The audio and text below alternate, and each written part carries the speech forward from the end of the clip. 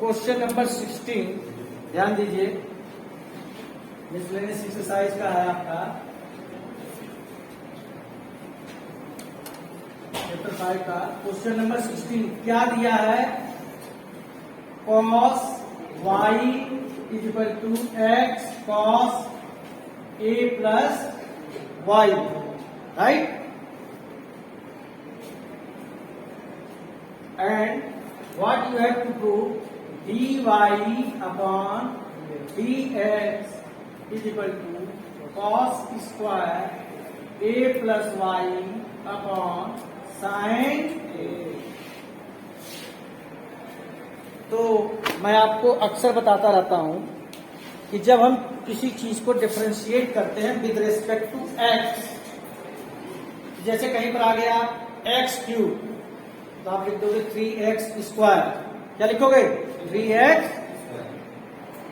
लेकिन अगर कहीं y का टर्म आ गया, y क्यूब आ गया तो 3y स्क्वायर और dy बाई dx।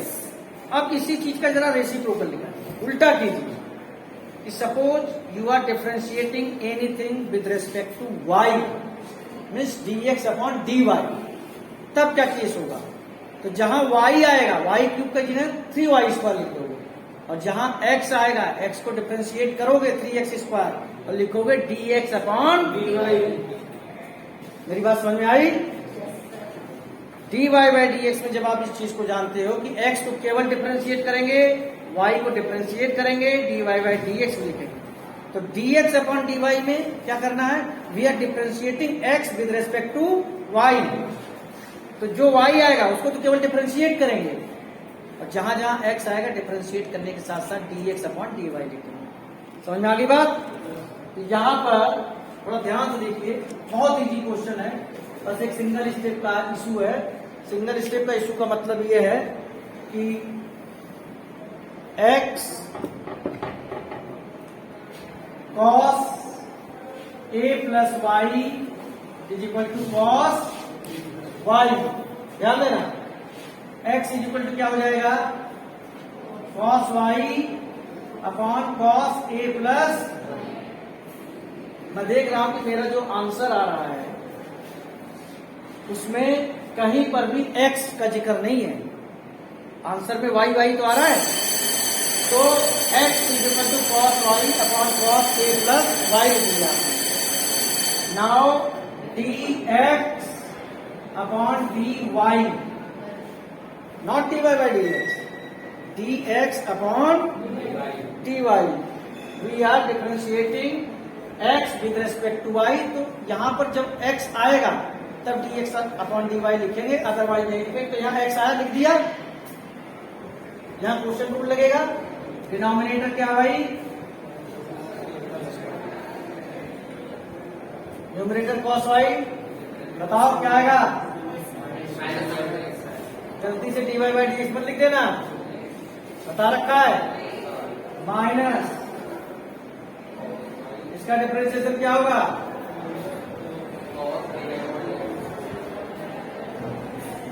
ये कांस्टेंट और y के साथ dy बाई dx लिखने का कोई इशू है नहीं, क्योंकि हम dx अपॉन dy पता कर रहे हैं। अपॉन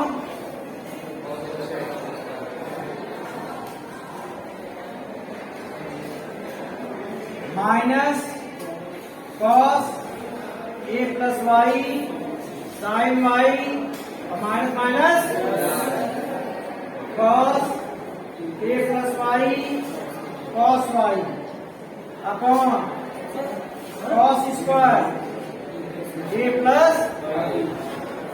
अब मैं जैसे बोल रहा हूं वैसे सुनिए आप, cos a cos b minus cos a cos b, यहां पर इसका डिफरेंशिएशन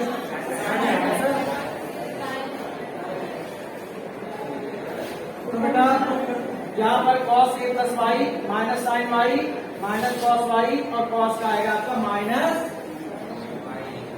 sin। तो सब उल्टा कर दिया, कोई माइनस y आएगा तो यहां पर sin और यहां पर क्या आ जाएगा?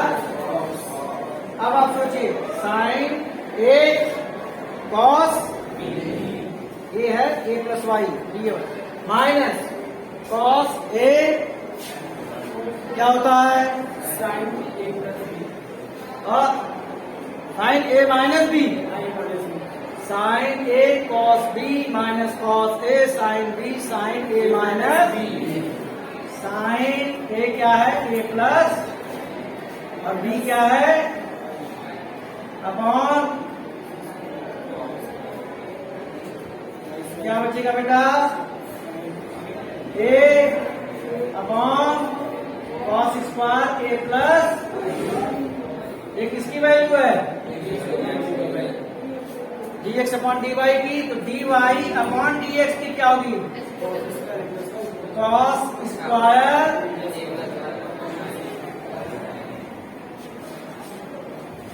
Hence proof. तो बस आपको यहां पर एक बात का ख्याल रखना है कि first of all you have to find the value of x in terms of y. X की वैल्यू आ गई, now we are differentiating x with respect to y. तो एक्स क्या, अगर इसको हम विद रिस्पेक्ट टू एक्स कर रहे होते, विद रिस्पेक्ट टू एक्स में 1 आता, लेकिन विद रिस्पेक्ट टू वाई कर रहे हैं तो D x upon D Y आया है, और यहाँ पर कहीं भी D Y by D X या D x upon D Y लिखेंगे। और साइन ए माइनस बी का formula sine A cos B minus cos A sine B.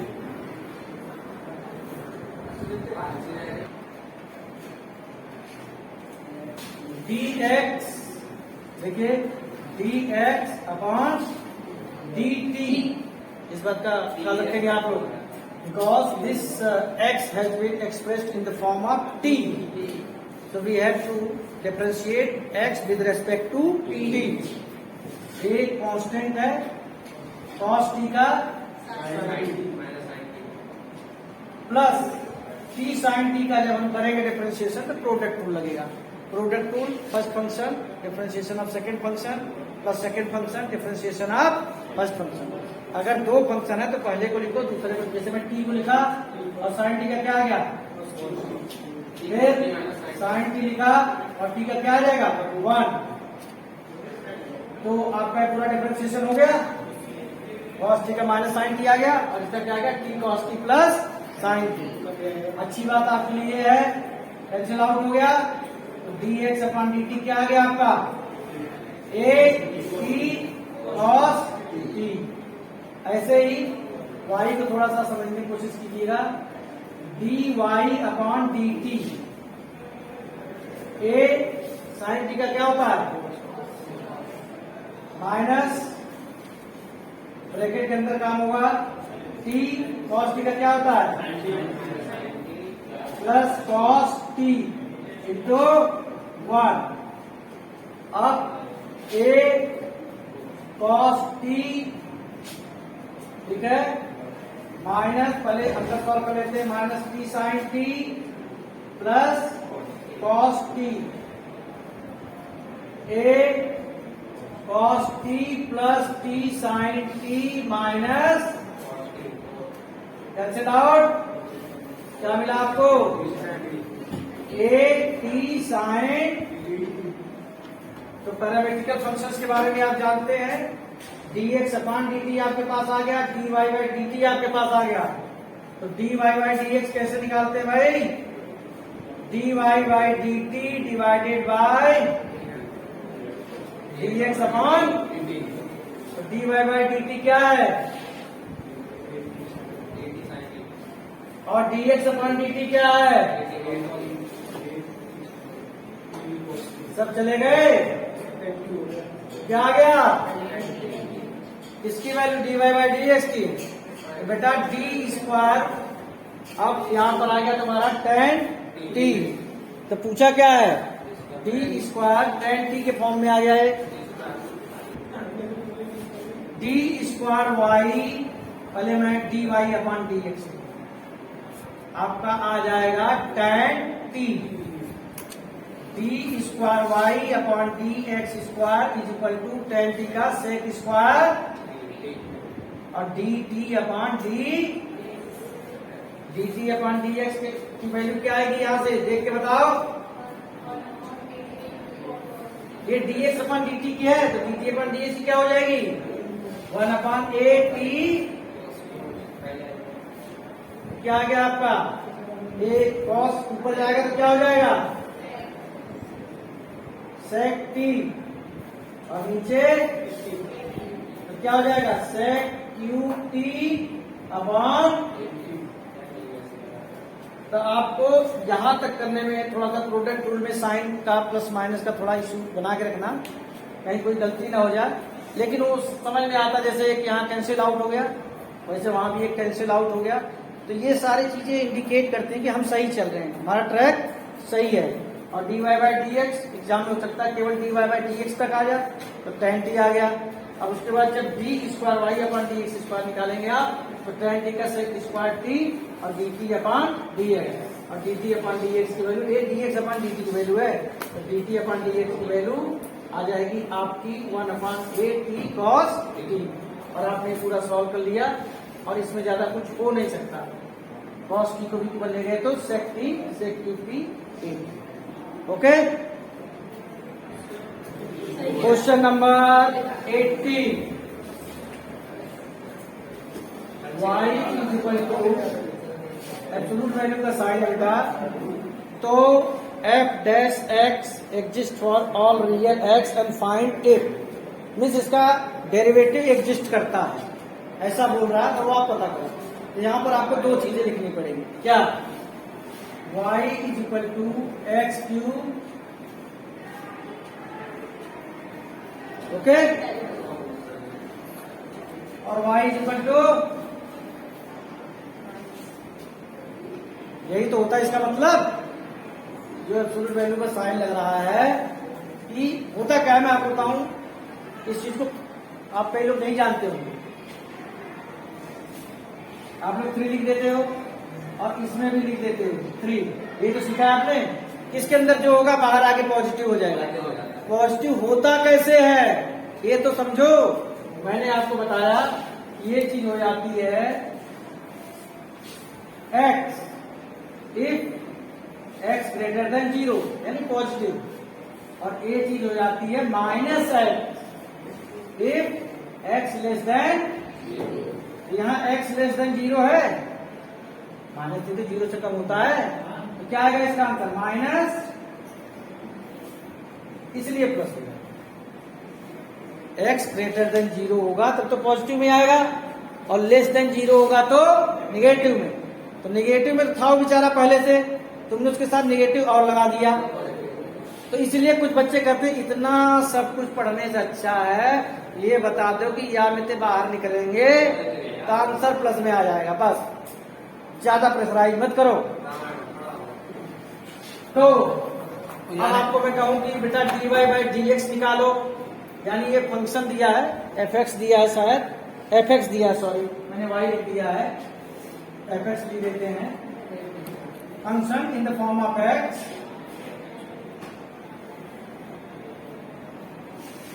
तो f डैश x इसका निकाल के दिखा देना, क्या आएगा, 3x square, f double dash x means d square y upon d x square, क्या आ जाएगा, और ऐसे इसका भी कर लेना, f dash x is equal to and f double dash x is equal to, that's it. We have to solve this question by mathematical induction. So first of all, we will put n is equal to 1. After that, n is equal to k. Last step is that you have to put k plus 1 at the place of k. So d upon dx, x k plus 1 is equal to x power k plus 1 को आप x k into x लिख सकते हैं, और इसमें आप लगाएंगे product rule. Okay, उसके बाद यहां पर देखिए x का इससे मल्टीप्लाई किया तो x क्या आ गया। अब इसको आप k प्लस 1 x k, अब आप देखिए लेफ्ट हैंड साइड पर आपने सारी वैल्यू रखी है, automatically right hand side k plus 1 form में आ गई। कैसे, k की जगह क्या लिख सकते हो आप, k प्लस 1, और यहाँ k की जगह k प्लस 1 लिखोगे और माइनस 1 होगा तो क्या बचेगा, x power. So it has been proved by mathematical induction